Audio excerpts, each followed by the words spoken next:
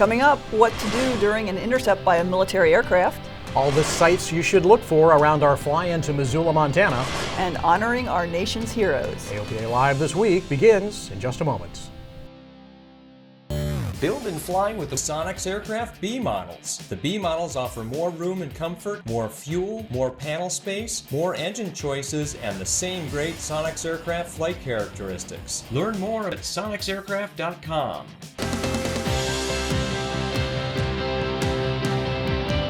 This is AOPA Live This Week with Tom Haynes and Melissa Redinger. Pilots in the Northeast need to watch out.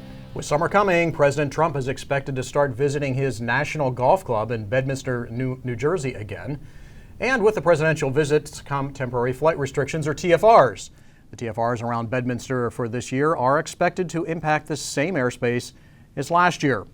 So what happens if you accidentally bust a presidential TFR? Well, you could see and hear this. Aircraft, this is the U.S. Coast Guard on 121.5. You have been intercepted. If you read me, read this, acknowledge this transmission, and rock your wings.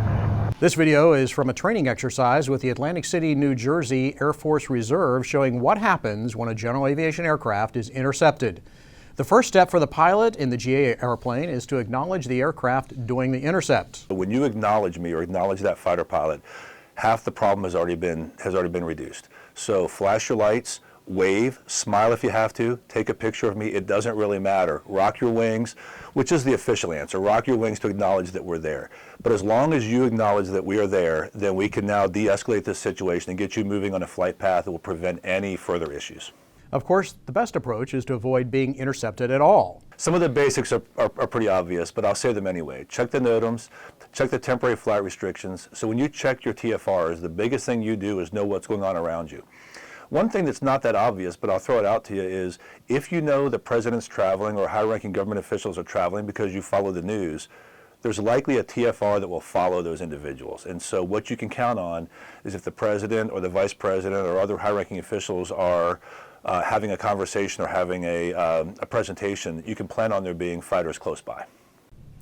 So, I guess taking a picture, I hadn't thought of that. I mean, that just doesn't seem like a good solution to me, No, maybe not, but at least, they're not the enemy. Right. I mean, they're there to keep you out of trouble. That would play well trouble. on Facebook, though. True. A selfie with an F-16. Several general aviation airports are required to close during the presidential TFRs, and that's hurting the businesses at those airports. In one weekend, the FBO at Palm Beach County Park Airport near President Trump's Mar-a-Lago resort can lose nearly $30,000 in revenue. Now there could be some relief for those businesses. There's a bill in the House that would include $3.5 million in reimbursement for the businesses that are affected by the presidential TFRs.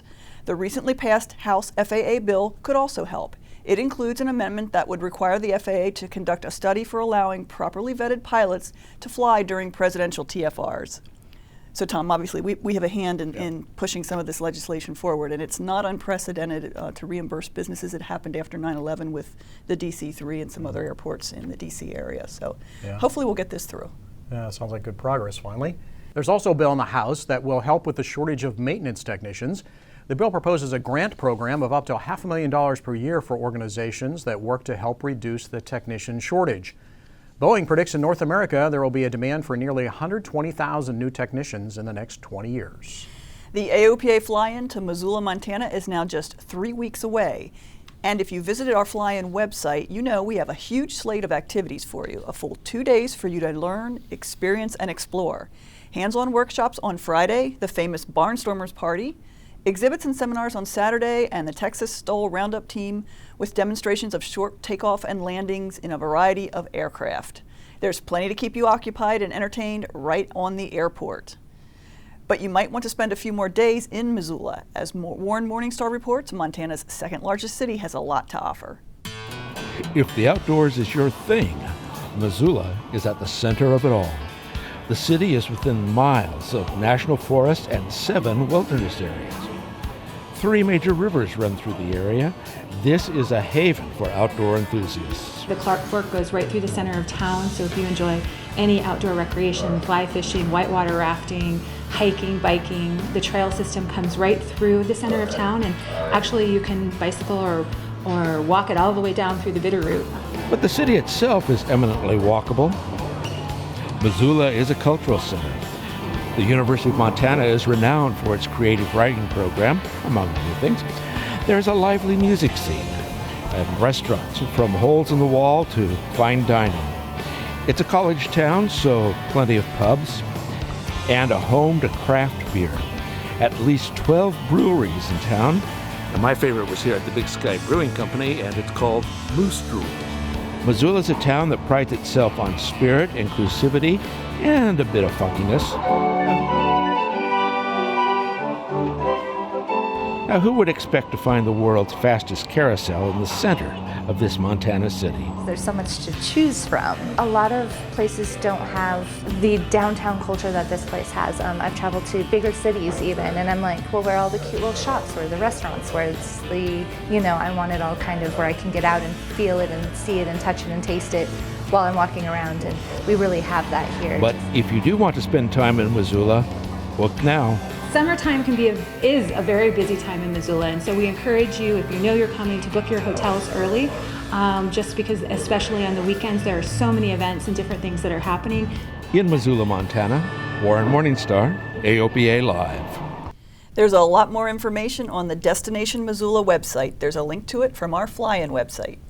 I'm looking forward to this one. Montana is such a great state. I've been to Missoula and other parts of Montana. It is a beautiful place, fun and easy to get around. The Bison Reserve, which is just not too far outside of Missoula, is an amazing place to visit. Get to see lots of bison. So hope to see some of our viewers there.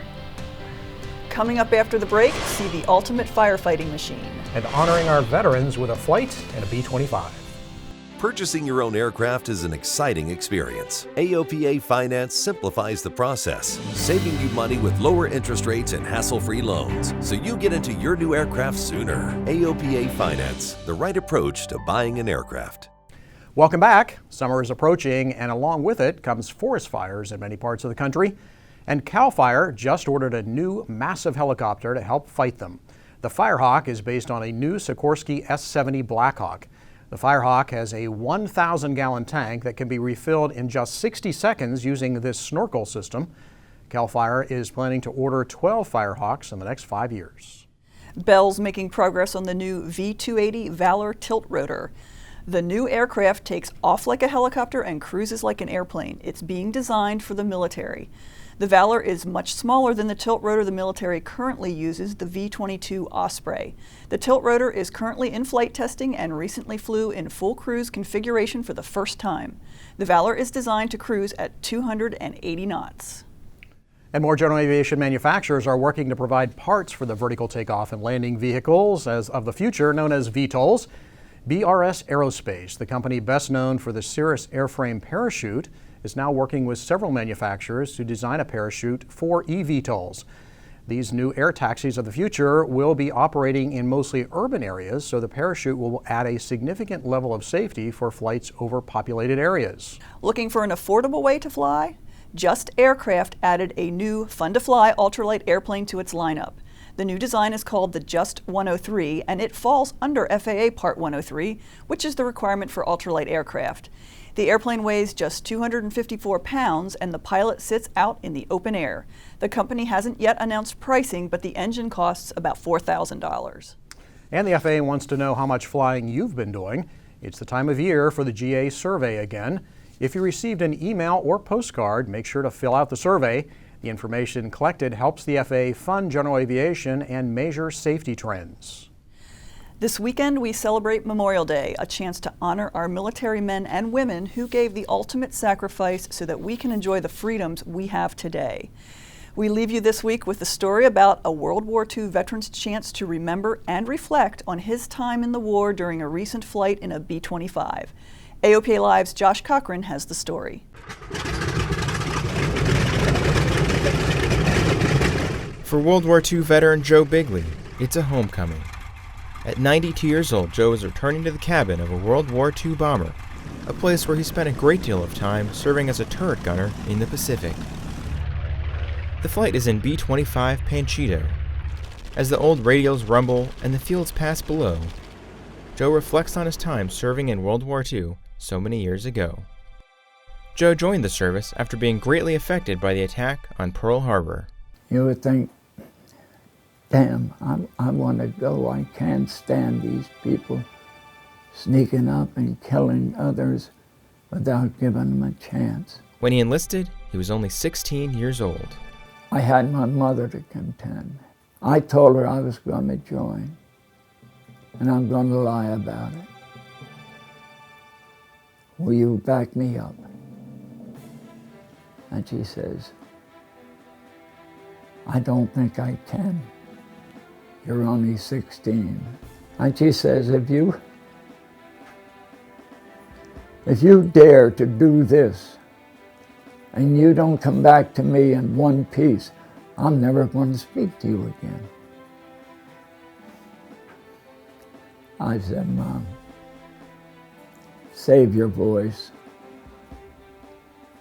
I'm going to come back. And Joe did come back, but there were a lot of close calls along the way. After one mission, the hydraulic system on their B-24 was damaged. Mac, the pilot, had a brilliant idea to slow the bomber down on the runway. He had the men tie their parachutes to the guns. Then, once they landed, he said, pull the GD chutes now. Like that. And we did. With the parachutes deployed outside, the airplane stopped just in time. Most of all, Joe wants to honor those who never came home. Pray for the poor guys, the kids get back.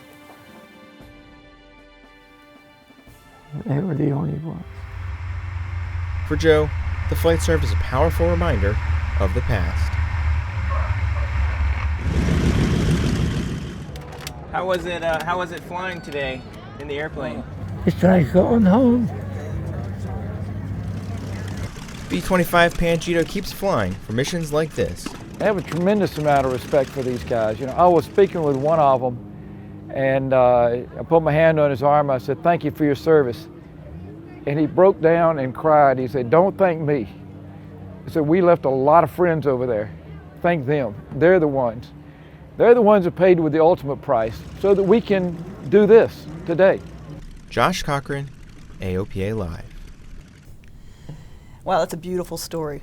It really is. It's great to see Panchito out there continuing to do its great work of keeping veterans in the air and showing and helping them remember what it was like. I'm glad they do those flights for these veterans. Yeah. It's a remarkable story that this gentleman had. Yeah, So, and I'm it sure really there are many, many others out there. Oh yeah, there definitely are. Well, that's it for us this week. Got a story, idea, or comment about the show? We'd love to hear from you. Send us an email at the address on your screen. Thanks for watching. We'll see you again next Thursday for another AOPA Live This Week.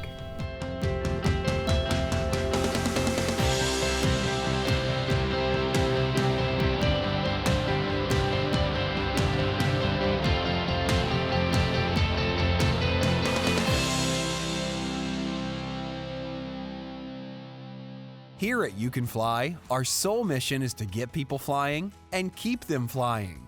Each of our 4 initiatives is designed to reach pilots at a critical point in their journey.